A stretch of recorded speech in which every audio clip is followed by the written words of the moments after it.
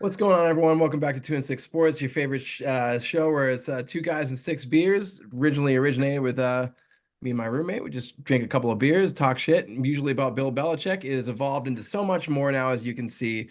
Today, I have my guest, Jared. I play Apex with this guy. Never met him in real life, but I know he's an avid sports fan. Jared, tell us a little about yourself.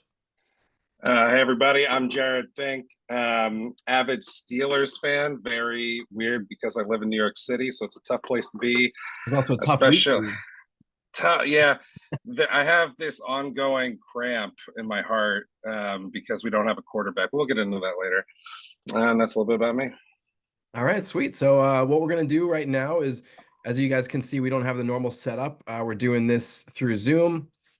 So our topics for the week, we're gonna go with esports because of how me and Jared ended up meeting. His name is Wep Sword on Xbox. We play Apex Legends all the time. So our first topic of the day is gonna be esports. Then we're gonna go into our the last week's games, the wild card matchups. We'll talk about our picks. And then this right after that, we're gonna wrap it up with this week's picks in the divisional round of the playoffs, the NFL playoffs. So let's rip right into the first topic, esports. Where do you see esports in the next 5 years? Do you see it being as big as, say, something like baseball, or like what kind of numbers do you see esports bringing in? Yeah, I think it's been really cool. I think if we take a look back, like the pandemic, things like streaming platforms boomed for gaming. And then you start having a lot more people with downtime. And you start to get like these different moments where you get like some burst into a scene that's not necessarily competing with traditional sports in the same way or competing with other kinds of entertainment. But it's been so cool to see like all the different competitive games that maybe each of us has like seen passively or we play and you want to see what the pros are doing, but they're just like the prize pools are going up, making it more and more exciting. The That's competition important. around region gets more exciting. The personalities are getting shut out. Remember, a lot of these people, unlike like an NFL quarterback or running back, do not have the same personality. These are dudes Yeah, who may right. not have, these are people, it could be lots of different people who haven't touched grass in months.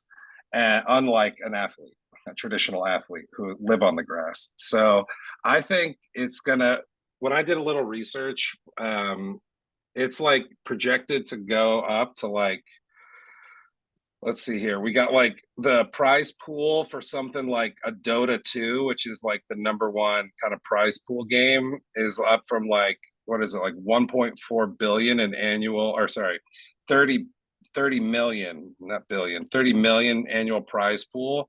It's supposed to go up and up and up over the next like 5 years, which is just insane. You're gonna have these pro gamers making as much as like more than a backup like athlete, like a bench athlete. Yeah, a lot of some first round picks in the draft won't be making as much as them. That's pretty crazy. Yeah. Yeah, I just looked up some numbers. I think it was the World Series. 1.2 million people tuned in to a game. I think it was just some random game that I looked up the numbers for. 1.2 million. That's not a lot, right? 'Cause it's what it for a But World that's Series game. but that's like, wait, World Series, like you're talking about MLB? Or Yeah, you're an talking MLB about, game. One like there was numbers pulled from one MLB game broadcast numbers. It said that I think it was 1.2 million viewers for a game. That doesn't well, seem that's like a lot. like that I mean, 600,000 people watched the ALGS. it's insane. And it's like, and think about this, right? Then you have like the distribution of viewership, right? You have like whatever the main game is, let's say it's Dota or Apex Legends or Call of Duty or Fortnite or whatever. You have a main stage, you have a side stage with other B stream, hosts. Then you have each player is streaming, and then you have their organization streaming. So you have like a lot more media like distribution of ways to watch, personalities to watch.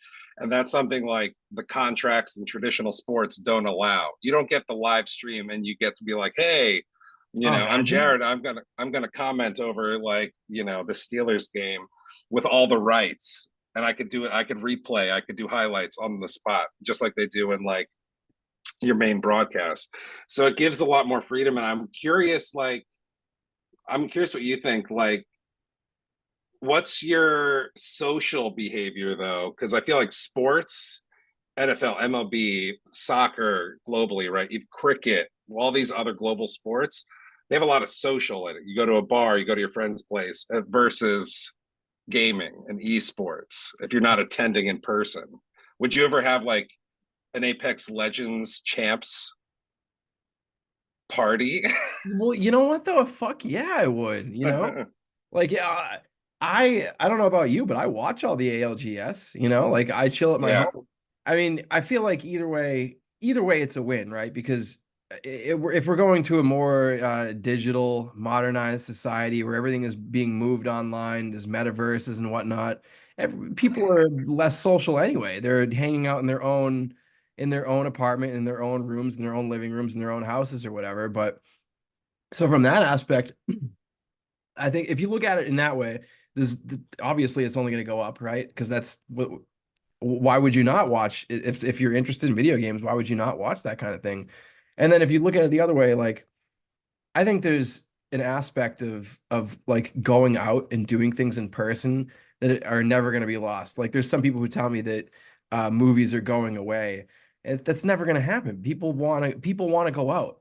Like it doesn't like people still want to go out and do something. Like just because you can watch something at home doesn't mean you necessarily want to do that.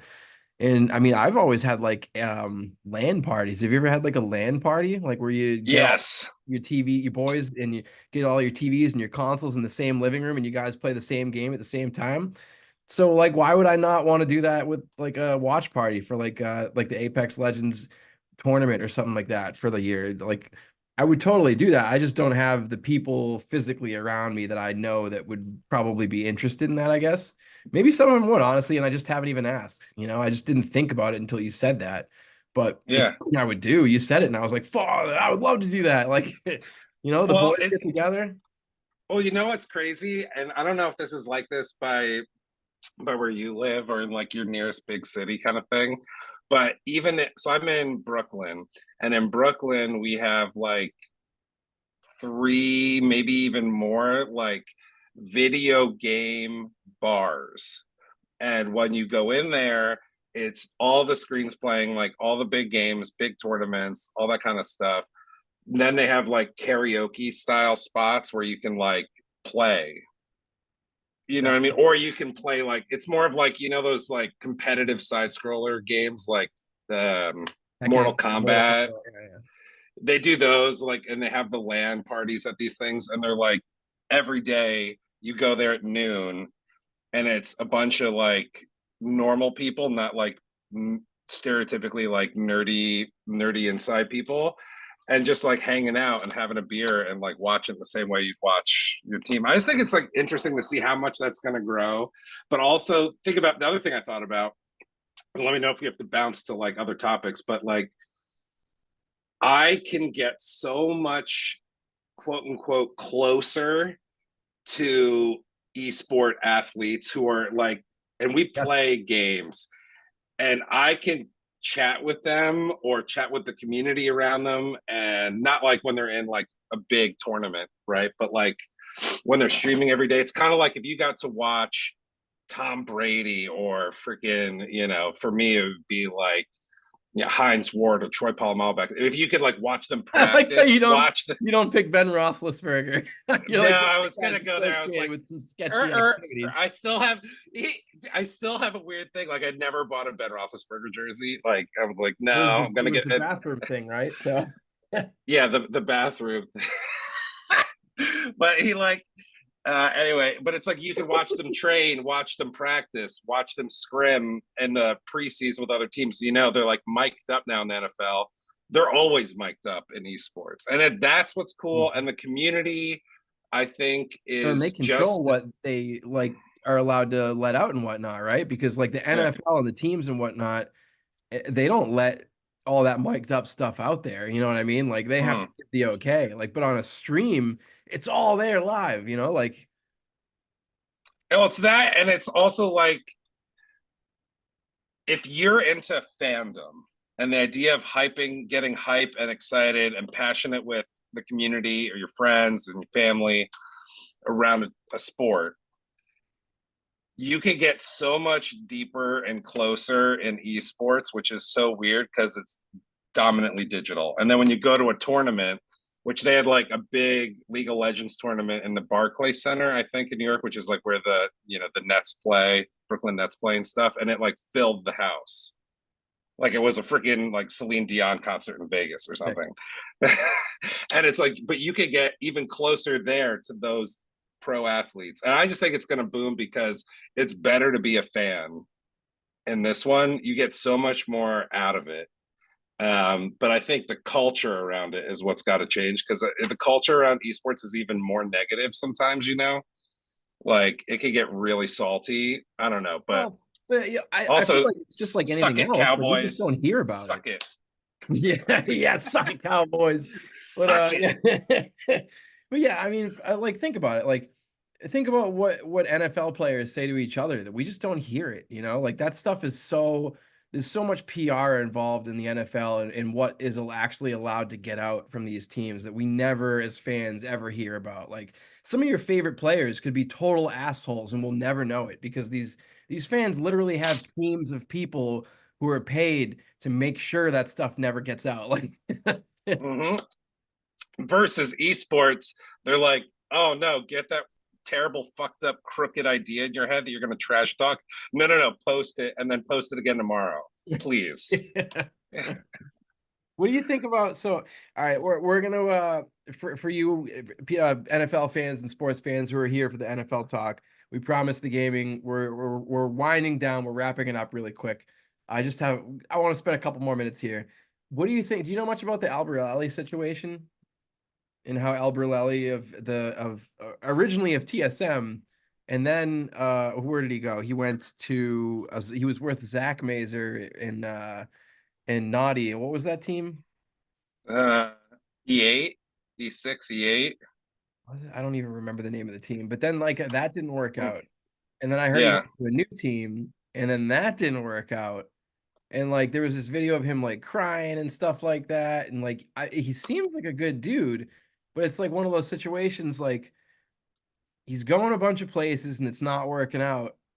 Do you think it's him? Is Because is Al, he the is he the Antonio Brown of esports for Apex Legends? Do you know what I mean? Like he's also kind of like he wilds out, dude, with his like I've heard it, yeah. commentary. And like he's like unlike someone like an Imperial Hal. Oh, good heavens, Blue Raz. Ah, yeah. Spicy. Oh goodness. I don't know how much of that you can drink, but I'm curious to see how this goes by the back end by the back end of the session. He just can't like he's one of those people who I feel like for anyone who hasn't seen this guy, he's like really, really like heavy emo into what he does. Like he's a big field based guy. And when you're in a competitive environment that's a small team, not a big team like an NFL Mm. team, you're with two people, you may have a coach or an analyst, but the chemistry between them has to be so trusting and so good. And like if he has a like, why did you do that? Why did you blah blah blah? And then the other team has to like recognize that that's just like the way it is and be cool with it. But he's like not. I don't. From what I've seen, he doesn't seem to be like that kind of archetype of like an esport pro is not the easiest to fit in with a squad of people. He's Yeah, like pretty wild and also really good, but he's like real ego. Like he egos like I mean, pretty hard. that's part of the greatness, right? It's just like you can only be you, right? You can only do you as best as you can. So like it's like with Jalen Hurts, he signs this big contract and they take their foot off the gas with their running, and all of a sudden he regresses. Is that any coincidence? You know what I mean? It's just like only you can be you as good as you can be. So you got to be you as good as you can. So it's just like it's just like he's gonna burn hot and he's gonna flare out. You know, someone like that who's very emotional and it's just like a Hal. You know, like they're gonna absolutely tank and just and do fucking terrible and come in like 19th, or they're gonna win the tournament. You know, like that's just how it is. Yeah, yeah, and then another topic for any like gaming folks is like he like wanted to in the game that we play, it's a big using a controller over a mouse and keyboard is like a lot of advantages. And then he was like doubting himself about like, can he play? Because he played on mouse and keyboard, and that's like technically harder to be as good for certain types of gameplay. And he just freaking tried that, didn't work out, tried another team, didn't work out. So he's also been like, as a guy who's like an emo centric kind of player, he's like got to get some W's. Like he's been like smacked with some L's, after being the top 3 player in the world. Like Yeah, when when he you was on come off TSM, that that was epic. high, when you're on that high and then you try something else after that, and you kind of even go a little bit down in terms of your performance, it's like it can cascade just like any other sport or competitive environment. It's like super mental, and they don't have the fortitude that you and I have. Obviously, we're like very strong-willed, gamers. So they just got to learn from us, watch the pod, understand how real pros do it, and then maybe they'll get better. That's Yep. all I have to say. Yep. Lessons from one pro to another. Yeah, yeah. All right, so that's esports for us nerds. We're by the way, for anyone who did enjoy that segment, we are gonna have Jared back on at some point, and we're gonna do a full episode all about the esports. But right now, we're gonna move on to the wild card round in the NFL. Um, so last week I went 6 for 6. I picked 6 of these games. I went 6 for 6. No way. I went six Did for you six. really? Yeah, I went 6 for 6. Even people laughed at me picking the Packers over the Cowboys. People laughed I at me. remember you saying that. That was like a wild at the time. I thought you Cowboys were will be having too many Cowboys. beers. Yeah. Cowboys will be Cowboys. I picked the Buccaneers over my team because obviously I was rooting for the Eagles, but I know they fucking suck. So I knew what was going to happen. They were the worst team. Isn't that incredible? The Philadelphia Eagles went from a 10-1 team to literally the worst team in the league the second half of the season. They were the worst team. No one was worse, not even the Panthers. Why? Incredible, right? We don't know. We don't know. As Eagles fans, we're just like left to sit here and we don't know who to be mad at. We should be mad at our offensive coordinator, Brian Johnson. Should we be mad at Nick Sirianni? We don't know because the way the team is structured and how Jeffrey Lurie, the owner, does things, he wants total control. And he's been picking puppets in Doug Peterson and Nick Sirianni, the last 2 coaches that he's picked. Ooh, They're puppets. puppet talk. They were puppets ever since he's been jaded since Chip Kelly. He gave Chip Kelly total control of the team, total control of personnel. And ever since Chip Kelly totally demolished the team by trading away LaShawn McCoy, getting rid of Deshaun Jackson, like Chip Kelly was, while he revolutionized the NFL, he totally destroyed the Eagles, and he jaded Jeffrey Lurie from I believe from ever picking a strong-willed coach again. Like I would love Mike Vrabel personally. You know why Mike Vrabel's not going to be an Eagle, the Eagles head coach, is because they don't want a voice like that in the building. They don't want someone who's a strong-willed individual. It's unfortunate that we have to limit ourselves to picking lesser quality coaches because our owner has an ego problem and he can't own up to it. It's a real goddamn shame.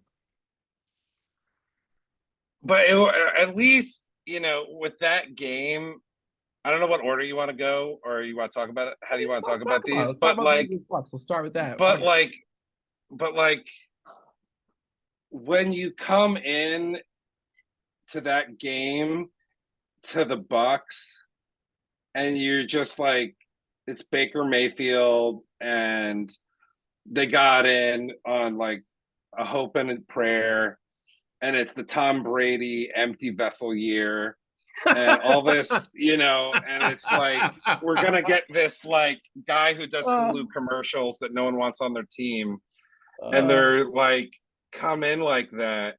I'm just like, what is the attitude in there? Because you're also like, if I were in the locker room, I would know that like I'm playing for the dub in this game, but it's like I'm playing for freaking Kelsey. Like there's got to be a lot of fucking hype, and they just flattened like a freaking pancake. You'd think, right? Like they cannot get anything going. And like, what was Swift doing? Like what? Like, and why is it every time they can't get the run game moving? I mean, you didn't have AJ Brown, which is like you didn't have your playmaker. They didn't run the ball. They didn't even give Swift a chance. He had, I think, 10 carries. The first two carries he had, he got back-to-back first downs, I believe. And then they gave him one more carry the rest of the first half. Like, like, What? Like, but this is the same thing that happened to uh same thing that happened to the freaking Dolphins. Like like when you don't get your run game going early in a high pressure game and you don't let them give you time and let you manage that clock, yeah. you're just like I feel like I'm watching not even like Texas high school ball. I'm watching like where I came from in Pennsylvania. Like I'm watching like middle of nowhere weirdo coach being like, sling it. No risk it, no biscuit. Yeah. But I mean, like they had, Smith had some really consistent plays. I thought he did his best Devonta Smith from the was receiving. Yeah. I'm just like, but what happened? Like, how do you not stop those freaking with the tight end? The people tight gave end, up. but like, did the Bucks tight end? What's his name? The backup tight end. Didn't he have like a touchdown and like a bunch of receptions? Yeah. Oh, yeah. Because we don't have linebackers because our general manager, Howie Roseman, just decided to completely neglect the position. I don't know why, for the love of God, we didn't re-sign TJ Ward. I don't get it. We picked him undrafted. So you'd think that like there'd be some sort of like invested interest to be like, all right, we picked this guy, let's keep him around. But they didn't want to pay the linebacker position. So we had Nicholas Morrow and Zach Cunningham and N'Kobe Dean, who we drafted last year, and we only gave him 37 snaps in his rookie season. And we thought that having only had 37 snaps in his rookie year, he'd be the guy to lead our defense and be our middle linebacker all year. Like it's just so many miscalculations all over the team. There's like you can't this there's just so much blame to go around to everybody. Like everybody takes part in this. Like it was such an epic collapse. And you made it just sound so much worse the way that you described it with the Bucks. And it's just I can't and it looks like we're gonna retain Nick Sirianni too. It looks like we're keeping him, which is Again, I'm not. I went to college in Philly. I saw a bunch of Eagles games. I feel like seeing it again, that was a long time ago. Seeing the energy be like if the fan base loses hope in your head coach in that city, that's when you got to fucking pull the plug. And like he's got to spend his off season doing just as much freaking work getting the fan base behind the team as he does like resizing this team to win for the long term because they can win big games. Don't get me wrong. I mean, I'd still have Jalen Hurts over like so many other guys, and I think like signing Swift was not a mistake, and like Swift was great for us when he had the opportunity to run. They just didn't run the ball. They just I don't know what it was, but they just refused to run this year.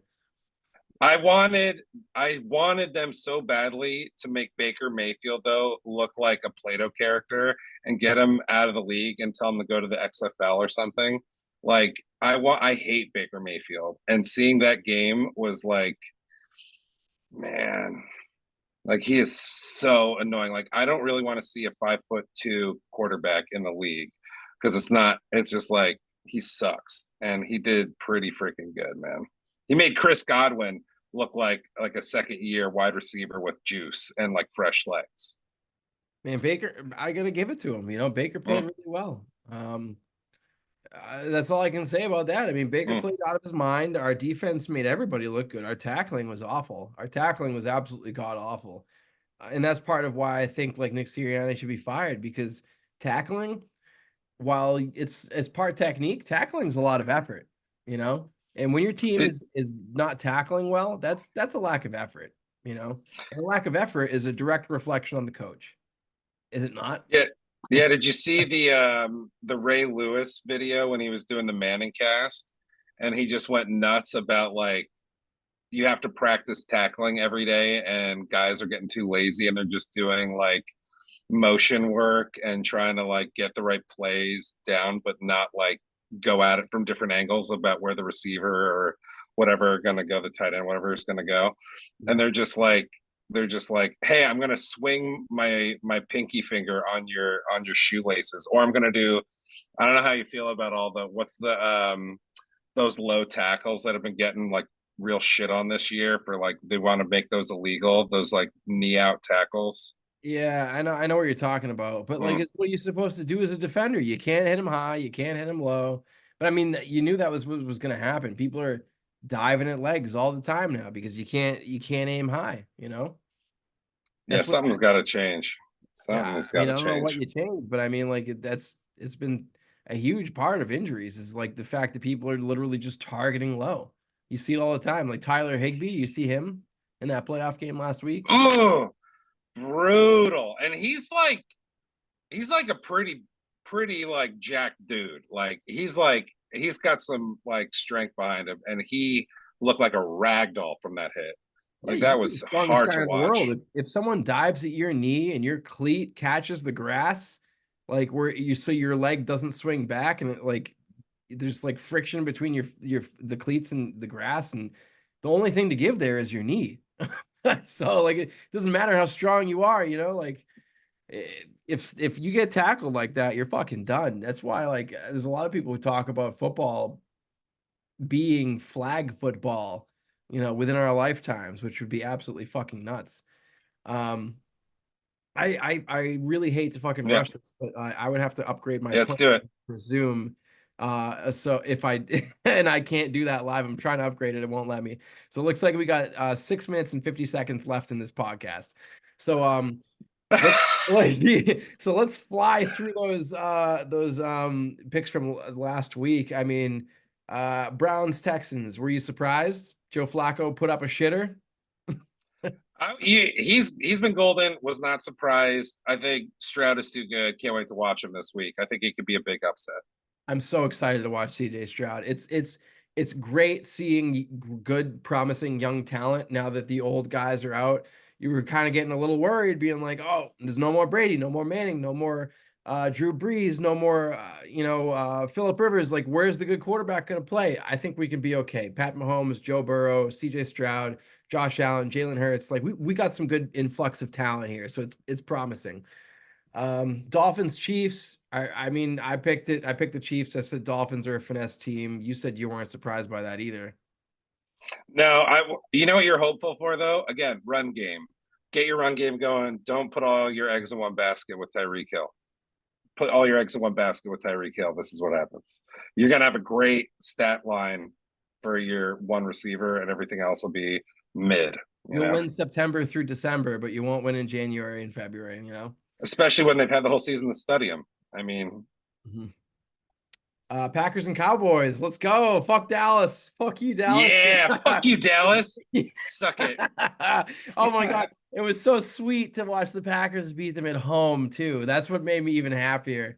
Oh, I want to say that the way that they were commentating on the game to see love, they were starting to, of course, doing the Aaron Rodgers comparison, and I'm like, no, this dude's going to start crafting his own identity. The team's got its own identity. Real young receiving core, really, really smooth out there, looking really, really tight. And Aaron Jones made them look horrible. yeah, dude. Like, geez, he's test him for steroids every hour. That dude's a machine. I'll tell you what, though, the Packers have a sneaky good offense, man. Like Romeo Dubes, that Reed, Jared Reed. I mean, I'm sorry, Jaden Reed. He didn't even catch Mm, a ball. He was, and they he scored 40 goosed. points in Dallas. So it's the Packers. I'm honestly like, I'm rooting for them. That's who I'm rooting for to win the Super Bowl. I'm rooting for the Packers. I think that'd be an awesome story. Um, we got the Steelers and Bills. Not much to say there. Neither of us are surprised. Bills kicked their ass. The Rams and the Lions, that was a great game. 24-23. Matthew Stafford played a great game. But at the end of the day, Dan Campbell, how can you not root for that guy? He's got all the heart, but I think what is it? Goff is due for a moment to shine. He's at home this week. You know, can they at least get to the big stage? I don't know. We'll see. That's the one if you're going for the Packers, I would go for the Lions as the sneaky, not so sneaky. So being said, 3 minutes and 30 seconds here. Let's go on to the divisional round. We're on to the divisional round this week's playoffs games. We get the first game of the week, the Texans at the Baltimore Ravens. Who do you got and why? Real quick. I feel like everyone's going with the Ravens. I'm going to go there in the Texans and say huge upset. Lamar gets real rattled real early, can't rebound. Texans come up top with 2 touchdowns or something like that real early. Ravens can't come back. I honestly like that's literally you took the words right out of my mouth. I see the Texans taking this game in Baltimore. I think that team is young and they don't even know how good they can really be. Will Anderson, their first round pick after CJ Stroud, I think he's going to eat. I think he'll have 2 sacks of Lamar this week, and I think I got the Texans beating the Ravens. The next game of the week, we got the Packers at the San Francisco 49ers being massive underdogs. I'm rooting for the Packers, and guess what, Milton at my work, who's a 49ers fan, I'm also picking the Packers. I got the Packers beating the 49ers. I just think that offense is a lot. I think Brock Purdy is overrated. I think the Packers are going to come in there and sneak up on him. What do you think? I would love to see that. I feel like 49ers are, to be honest, like a lazy pick. I feel like I could see them coming in there looking lazy, but McCaffrey, I do think McCaffrey's going to get over 100 yards just on the ground, nevertheless receiving. I think he's going to chew through their D. So I would go the 49ers, to be honest. I think he's gonna cook. Yeah, I mean, I sound like a fool because like Christian McCaffrey is so goddamn good, but the quarterback position is super important. I got Jordan Love over Brock Purdy as a quarterback personally. I So would agree with that. that's just me. Next up, we got the Buccaneers. You motherfuckers going up against the Detroit Lions at home. I'm going to take the Lions. It's nothing personal. I don't have anything personal against the Bucks. They played us well. They were the better team this weekend. I won't deny that. But I think the Lions are the better team. I think Dan Campbell's a hell of a coach. I think Jared Goff is underrated. I think Amon St. Brown is going to eat, and I think the Lions are just too much for the Bucks. What do you think? 100% agree. I like St. Brown's hair. I think that has a lot to do with it. The lion blue brings it home in the haircut. So I'm all about the haircut this week. All right. So you got the Lions as well. And then last game of the week. This is going to be a fucking great game. The Chiefs at the Bills. I think the difference in this game, the Chiefs had their number last time, the last 2 times, I believe. It's been a wonderful rivalry. But those games were in Kansas City. This game is in Buffalo. I got the Bills. What's your opinion on? The Bills, the odds makers are getting the Bills to get this W. I really want to see the Bills shut the Chiefs up. Love Travis Kelce, love Pat Mahomes. They can't give them a minute to spare, or else they could come back anytime. Bills at home, all the way. All right. Love it. Love it. Love it. Thank you very much, Jared, for coming on 2 and 6 Sports. We'll have you back for a full esports episode. Thank you guys all for watching. Comment down below. Hit the like button, hit the subscribe button, and we'll see you guys next week. Enjoy the games.